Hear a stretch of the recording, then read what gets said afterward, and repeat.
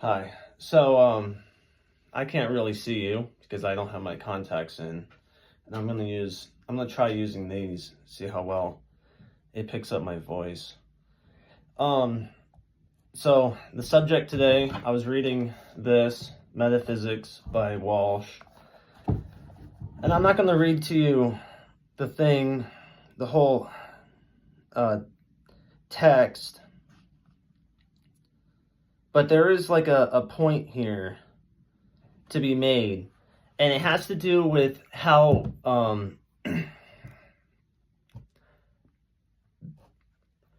science is related to philosophy, and philosophy is related to poetry, and specifically the differences between poetry and metaphysics, and then the differences between poetry and metaphysics and science. There's like a line here of relation, and it is important because science is sort of moving towards this kind of poetic or like a narrative based like, because like in physics a model of scientific thought that looks like scientific method works well for like a empirical or supposedly objective, or like in the physical sciences. It works very nicely, but it doesn't work in biology. You need a different philosophy of science, but you need another method as well. And anyway, the philosophy of biology and the theory of biology are starting to suggest that the way we discuss these complex phenomena isn't through reductionistic methods like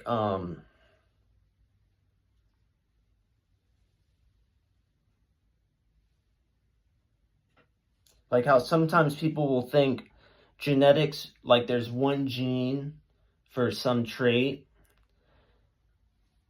It doesn't really work like that. Biological phenomena doesn't work like that, but it kind of does. Reduction kind of does happen in physics. Anyway, so if we're not going to use reductionistic methods, then what are we going to use for the philosophy of biology? Well, it seems like poetry is one thing and narrative is another. And the problem then becomes, why is it that science is so productive and poetry isn't? Why are and there's not really existing biological theories yet, but why are biological theories so productive and poetry is just for fun?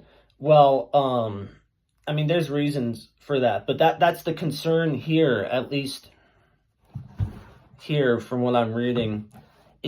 And there's a difference between, because his point here, Walsh's point, is that the difference between poetry and metaphysics is that metaphysics gives conceptual expression to your ideas.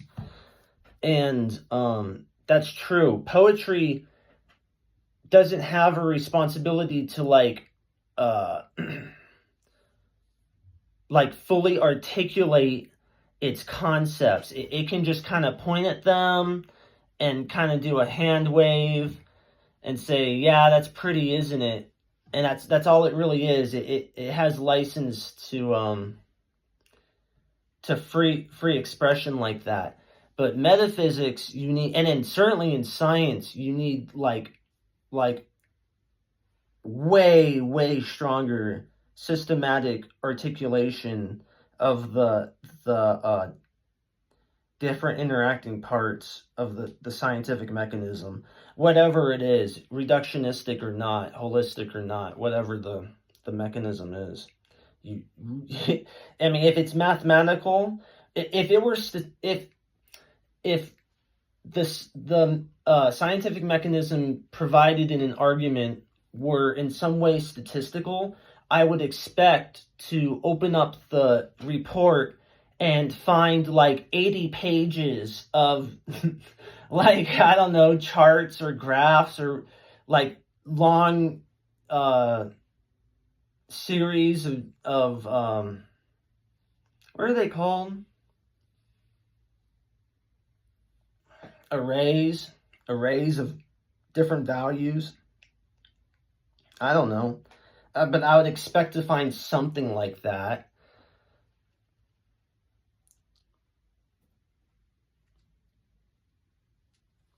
But with poetry, you when you open up a piece of poetry, what you find instead of lots of statistics is a couple of lines, less than 100 words. So there are major differences between, and then, you know, then even further, like art, like we could take it a step further.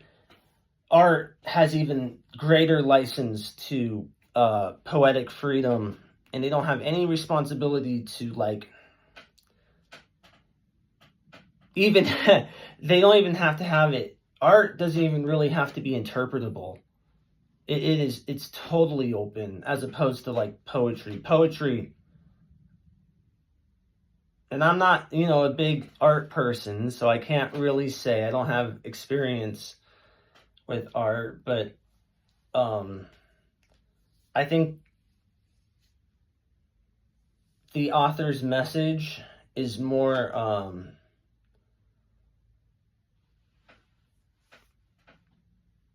has more relevance than in like a painting or even like in a movie.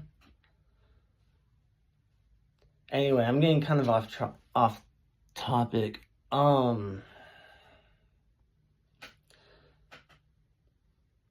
So yeah, anyway, metaphysics is just a way of giving conceptual expression. That's all it really is. I mean, you say what's real and what isn't real, but you're trying to give conceptual expression of something that can't really be talked about. And the poetry does the same thing. It's really difficult for humans to express their understanding of nature, and poetry found a way to do it, and so did metaphysics. But they're two different things. They're two different ways of humans expressing knowledge, but they both point, and science too, and art as well, they all point at the same one thing. They're just different ways of expressing that one thing. And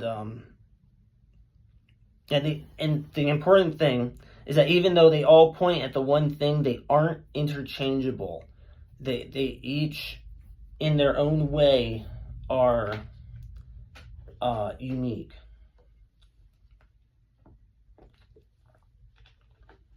And that's the point being made here, is that there is a difference between art and poetry and philosophy and science, but they all work together, even though they're distinct. So yeah, I finished that genetics book. It was good.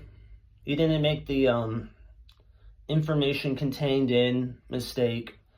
Sarkar didn't, so he passes. Okay, fine. The book was good. There was a good amount about linkage and gene mapping, and he doesn't like heritability. Although, like, a fourth of it was just his own notation, so I don't know. I don't really care. This is really pretty good. I'm almost halfway through it, and this is a rather good book. I like these ones. This is from, I think 96, or 67, 63. And I like these books from back then. They're good. They're enjoyable. This is a really nice read. Nothing else is really going on. Nothing big. Okay, well, that's good enough.